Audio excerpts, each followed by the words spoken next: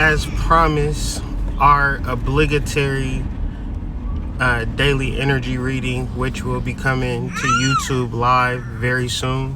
Don't, Azor, why are you back there antagonizing him? I'm not he said it was dead.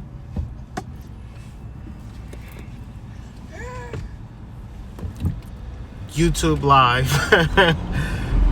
Daily energy readings coming back real soon, but in the meantime, in between our delivery runs, offerings, park outings, I take time to do these daily energy readings.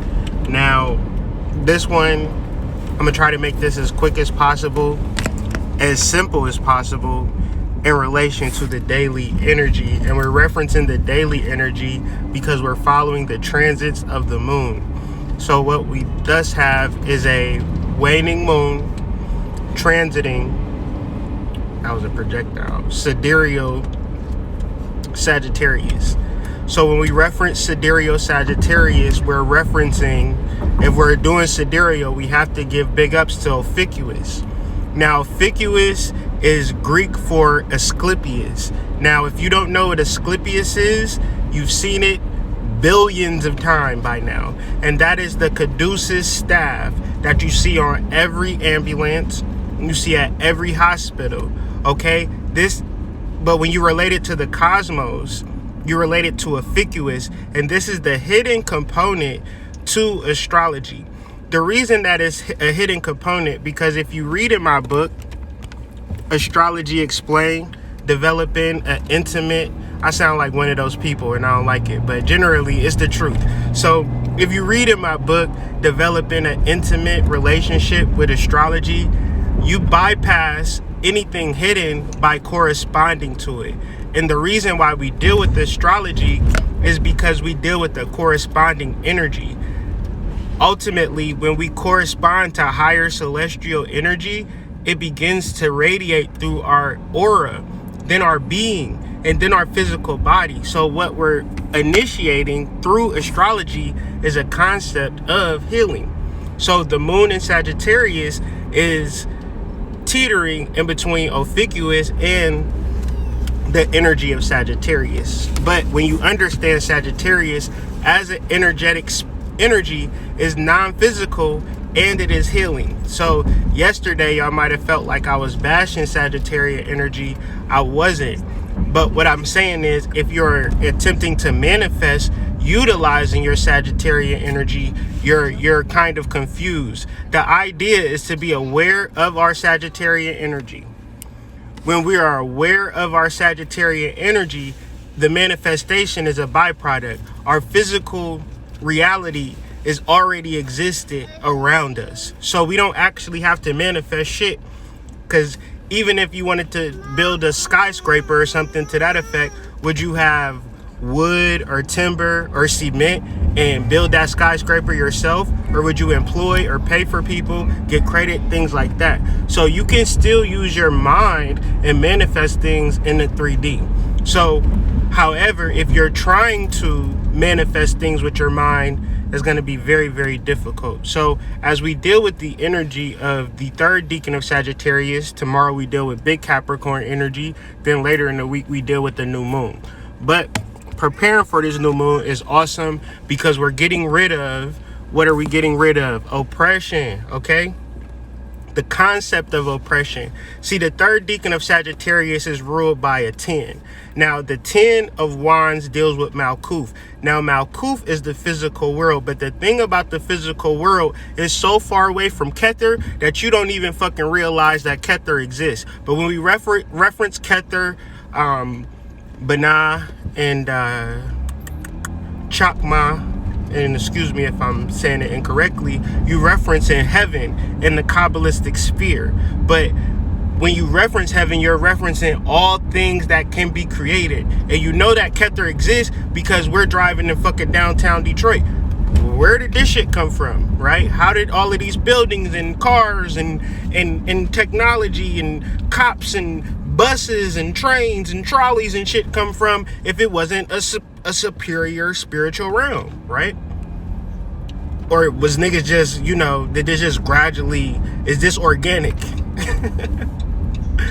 Obviously it's not. It's more of a invention of the human mind, and the human mind can do miraculous things when you take spiritual ingenuity. Even think about Detroit. It's called the spirit of Detroit, right? Because the spirit is the non-physical entity that created all of this. We could just be a witness of it. Now, seeing is believing, so let's just leave it there. But back to the energy of the moon being in Sagittarius, in a waning moon where we're releasing oppression. My hope and goal with this video is that you understand that because you're in the physical world, it's just not common sense to be connected to Kether.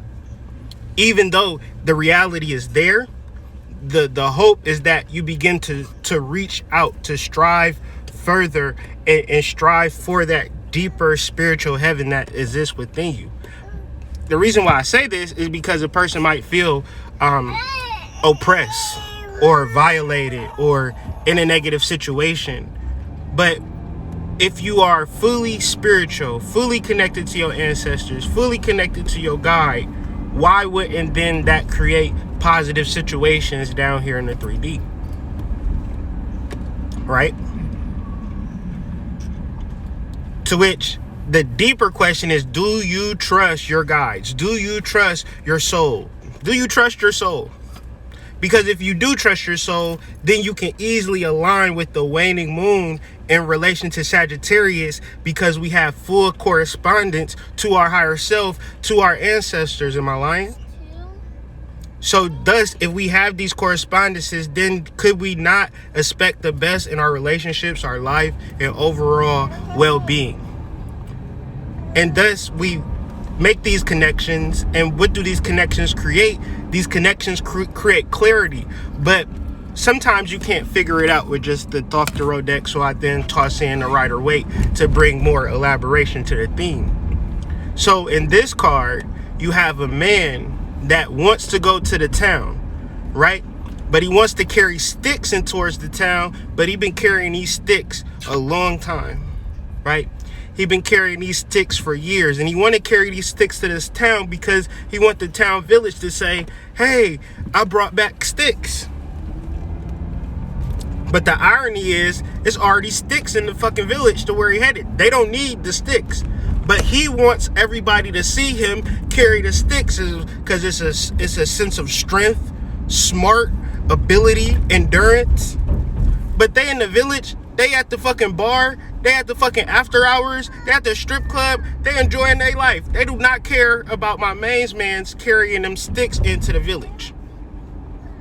So what does this paint out into our real lives? Sometimes we want to impress people more than we want to enjoy our lives.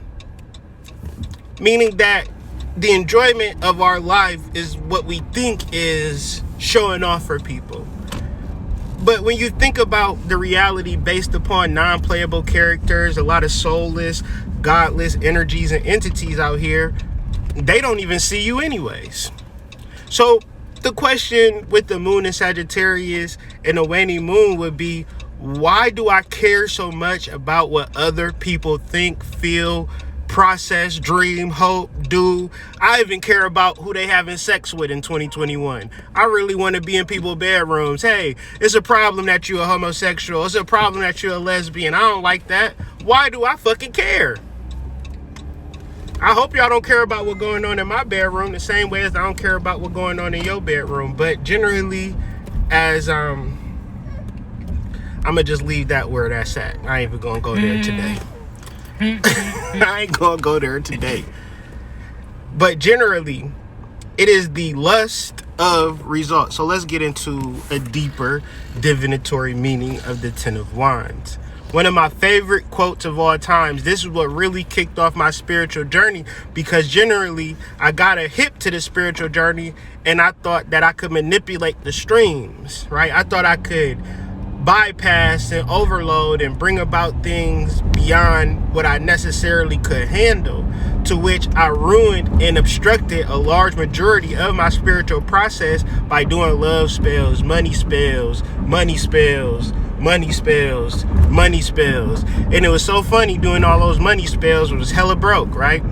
Generally, it took me to learn how to manage finances and income, outcome, expenses, investments, things of that nature, to learn how to actually build wealth as opposed to doing the money spell. But that is something that I came to learn. But what kicked off my spiritual journey is when I said, I don't want nothing.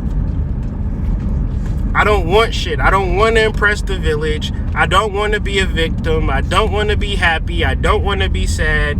Guide me, teach me, show me the way. And you know where I was led to? A Native American mound. And it's been over ever since. You understand? But it was the actual purpose of, imagine me saying, show me an indigenous landmark that guarantees my connection to the land, that supersedes all of this history bullshit.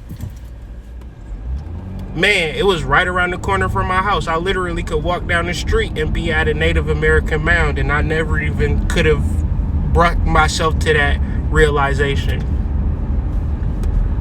But through letting go of my lust result and then submitting myself to the path story, I say this story all the time, but it's relevant in this particular situation. My job, which was a delivery job, but it was like specific to like small towns in Ohio. Now, I'm a black guy in Ohio, so in retrospect, there was no reason why I would be in these small towns in Ohio. However, in these small towns in Ohio, there were various Native American mounds, and it was almost as if my job was sending me to specific strategic points which had the greater mound parks. I'm talking about, I had deliveries in Newark, Ohio. I had deliveries in Chillicothe. I had deliveries in Marietta, Ohio. Now, if you Google all three of them places that I noticed there will be great Native American earthworks. But in my mind, I would have never went there. But when I submitted myself to this path and this journey, something said, you know, job searching, and really not knowing what the fuck, Spirit say, fill out an application here. So I fill out the application there, and I go there to the interview. I fucking kill the interview. You understand? The interview is mine to take. Like, it's just, he called me soon. I walked in the car. He's like, you know what? Do you want the job? I said, yes, I want the job. That's why I came in there for the fucking interview. If I didn't want the job, I wouldn't have came in there. He like, all right, you start tomorrow. So in that actual process of working at this delivery, chlorine delivery place for about 3-4 years, I got really acclimated and acquainted with the Native American mounds. I drove all over Ohio on somebody else's dime. You understand? Generally, if I was to actually go through that in my whole life, that would have cost way too much money, and I wouldn't even have had the knowledge to even look in these specific pockets. Serpent Mound, all of these energies I got through my job. And I bring this story up just to say, if you want to really be true to your spirit, stop wanting shit. Because the shit that you want is a burden to your soul and ancestors. Because trust me, your soul and your ancestors, they got you. Your guides, they got you. But when you want shit, you say, I don't trust that you got me for real. I'm gonna go this way. And the reason that your ancestors hold you in a specific bosom, because they know for a fact that they are at where you will be. Whether you are a fucking millionaire, you will die. Okay? That's kind of scary and spooky, I know, but it's the fucking truth, okay? So, if that is the truth, then every day is an actual gift. That's why they call it the present.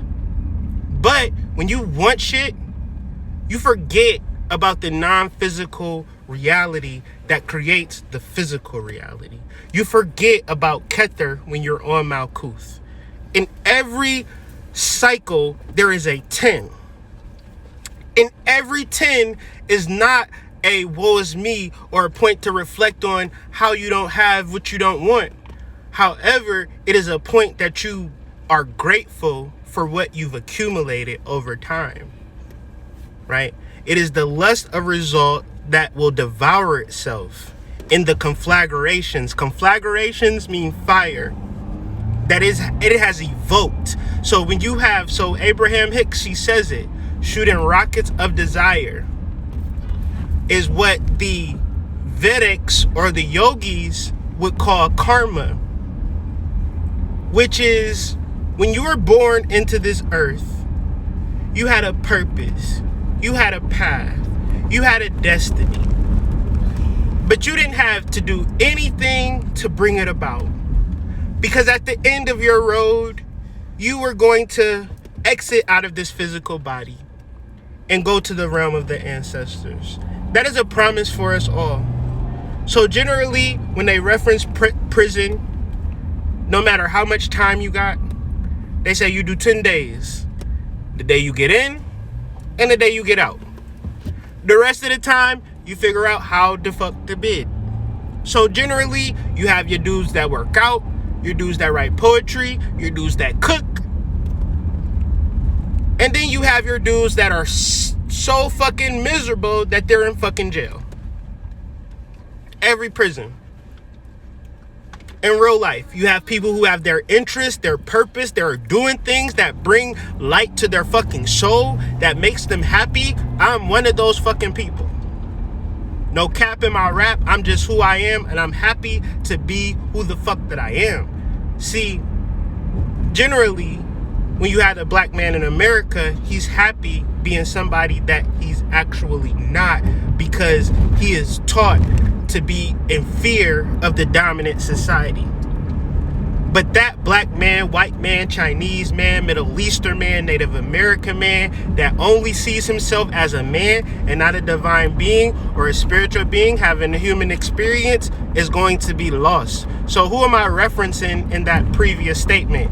Everybody in the fucking world, give or take. Give or fucking take. Generally clueless of Kether, Chokmah, and Binah. Forgive me if I'm incorrect with my Kabbalistic references. I'm a little rusty, dusty, and crusty. However, the goal, though, is to connect that Malkuthian to that higher echelon of energy. Your ancestors, your guides, and your higher self. You have a deep relation with those three motherfuckers. That's like getting in the fucking car. You think you're going to tell your mama where to go? Think about it. How many kids get in the car with their mama and say, Mama, you know what, today we going this place today. We ain't going to fucking school. We going to goddamn Six Flags. Your mama look at you so crazy, smack you 10 times to Sunday and say, we about to drop your ass off at school. I gotta go to work. Get your fucking mind right. This is the same way your soul listens to you when you say, oh, I need to have a car. I need to have it this. I need to have it that. I need to start this. I need to do that. I need to do this.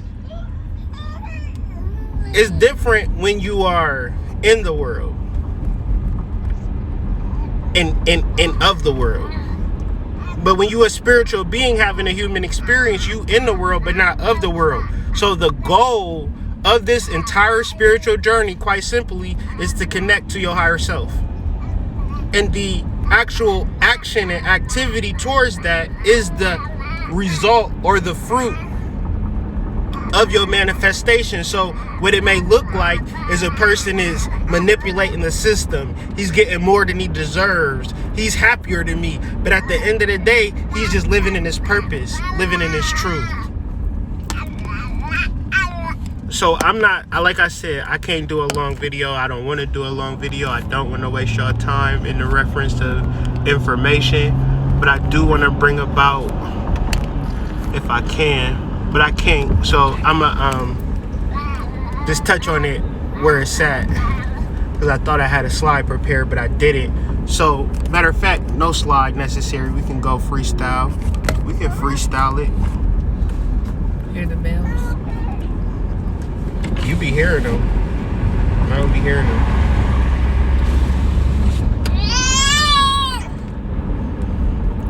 So I made me a hat. It's at Columbian Exchange. It's this Goddess of Hygeia cup with the words inscribed on the heel. It's a distress cap because, like, in life we go through our ups and downs. Ain't none of us perfect, But the reality is that if we're able to deal with the energy of Hygeia, we're able to heal. Now, the energy of Hygeia is the goddess of health. And for human beings, it's the most important goddess to be in communion with. Why do you think it's possible? Why do you think that that's the most important goddess? Health. Because imagine if you didn't have a relationship with health. If you didn't have a relationship with health, you would have a relationship with sickness. And if you have a relationship with sickness, then all of the hot shit and fly shit that you wish to do, you're not going to be able to do. But there are certain levels of healing that we're referencing here. This healing that Hygeia presents, since she's the goddess of healing, she's not like trying to heal your bones or heal your digestive system or nothing like that. This is the healing that presents itself through healing the body with the soul, the physical with the non-physical.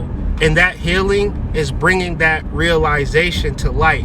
She is the goddess of clarity. And when we reference what we need in 2021 is the energy of clarity. We've had our cars, we've had our clothes, we've had our fun, we've had our money, and we still haven't been satisfied. So I challenge you to develop and build a relationship with the goddess of health.